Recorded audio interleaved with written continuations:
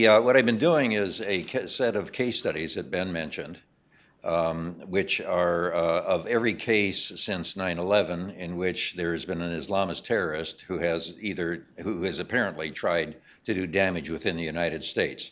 This would include not only terrorists in the United States, like the Hamburg people, by the Newburgh people, but also the people like the shoe bomber and so forth, people who are based overseas. So there's now 70 cases, and there's a flyer out there if you didn't pick it up, with 69 cases, but one just happened over the weekend, so there are now 70 cases that we'll be looking at, and most of them have fully developed case studies. There is one for this case written by David Bernstein. They're mostly written by advanced honor students at Ohio State. Bernstein is now at the university, in the law school at Washington University in St. Louis. And I'm also been putting these together not only for this book, but also for a forthcoming book with Mark Stewart called Chasing Ghosts that Ben also mentioned, and trying to come to many of the same conclusions of which you've already heard. The case seems to be fairly unique. This particular case is special in several respects, but two in particular stand out to me. One is the first time the FBI actually went to actually having them push the button.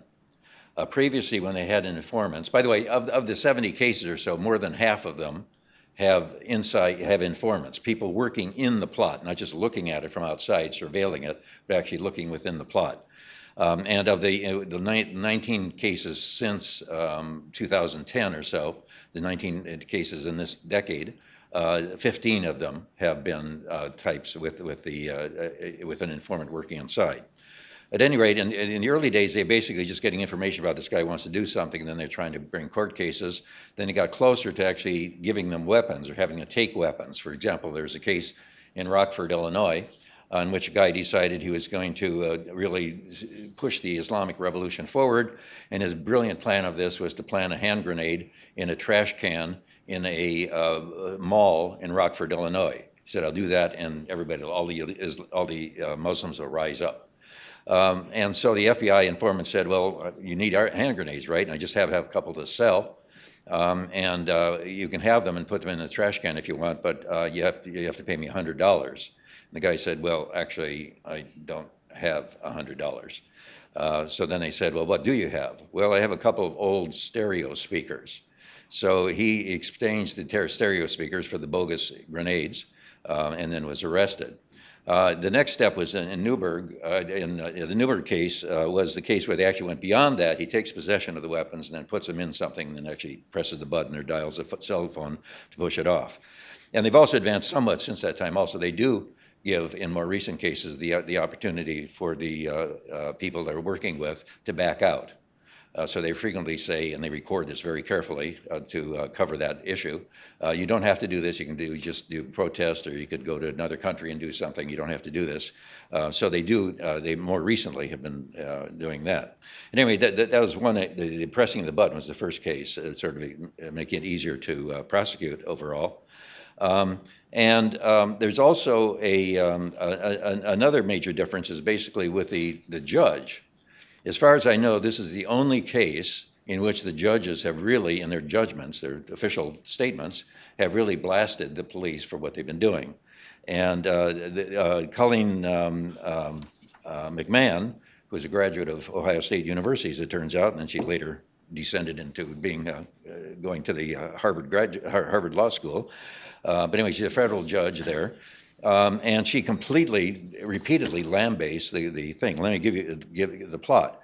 It turns out the government did absolutely everything that the defense predicted in its previous motion to dismiss this indictment. The government indisputably manufactured the crimes of which its defendants stand convicted, and they did all the details.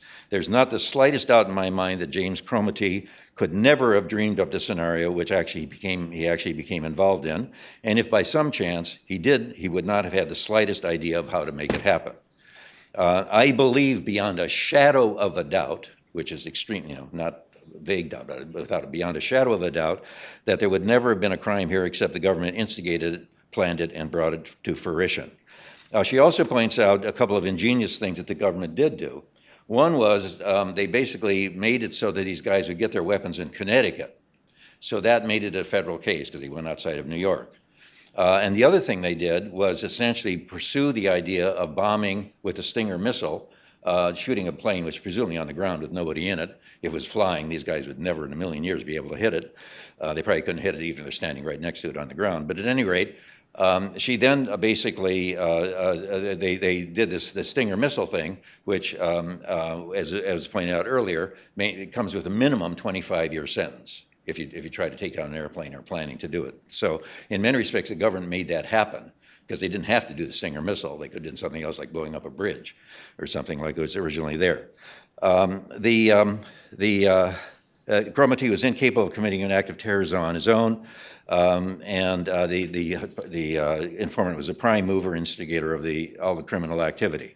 At any rate, that's very unusual to have that happen. The case really came out there. I think she was basically trapped, and she gave the minimum sentence. It was 25 years because she legally could not give a lower sentence after because there was a real crime committed, as the jury had decided.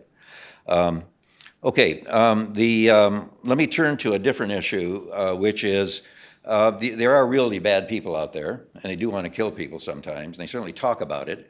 What should the FBI do?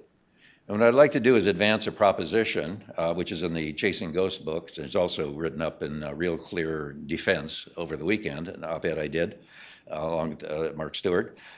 Basically, the idea was to do you've got people like Cromartie who are talking the talk.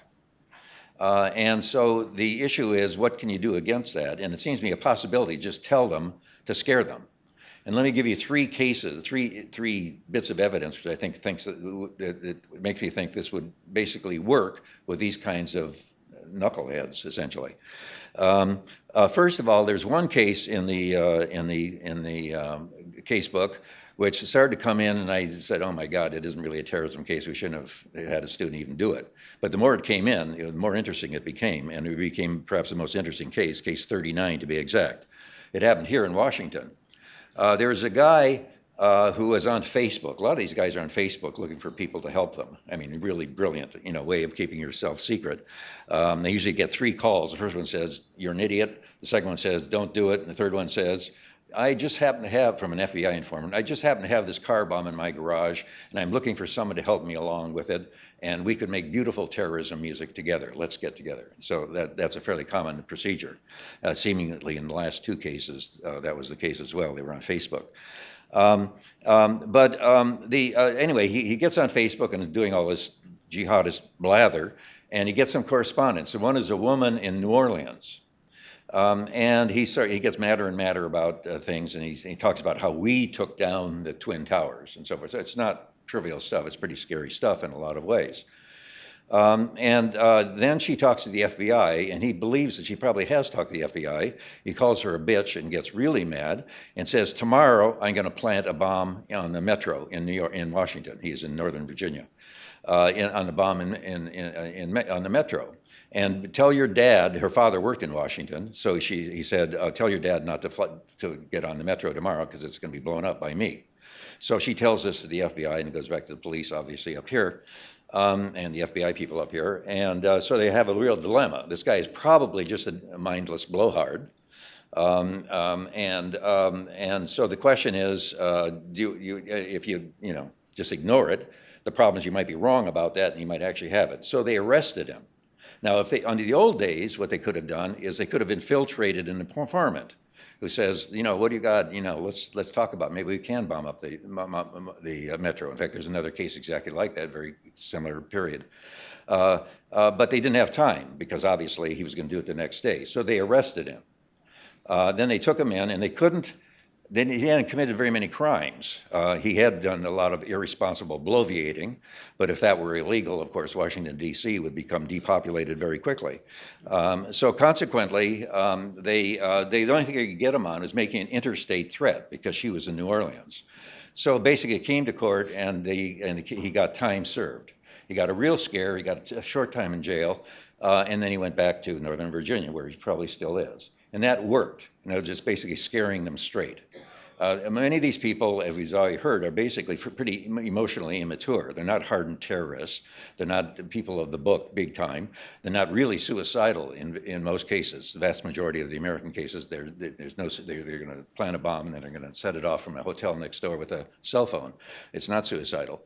And so this guy was scared straight. Okay, what happens is there's another set of cases very much like that, which is what the Secret Service does when somebody is bloviating about killing the president. What they don't do is they don't send somebody to say, oh, you want to kill the president too? You know, meet him in the bar and so forth. You know, I hate this president too. Maybe we could work out a thing where we kill the president together. I have a gun, you have the will. We get him cornered and so forth. They don't do that. What they do is they go to the guy who's made this bloviation and give him a meaningful visit. They essentially scare him and say, we're on to you. We heard you say that, et cetera, whatever. And then they leave. And if the president then visits the city where this bloviator is, they visit the bloviator again. And that seems to work perfectly well, as the Northern Virginia case. We haven't heard from this guy again. Maybe he'll pop up somewhere, but not. So basically what you got is a situation is early on, instead of planning an informant, you basically just scare the guy. And because these guys are not very sophisticated, because they're not really terrorists in the big time sense, like Cromitty, though they are talking the talk, they're talking about how we took down the Twin Towers. I mean, it's not sweet stuff. They're not innocent in that sense, that they have a chance of being redirected simply by being scared. Not all of them will let this work. Sometimes it might be a problem. It might even scare them into doing something, well, you know, before they really get caught.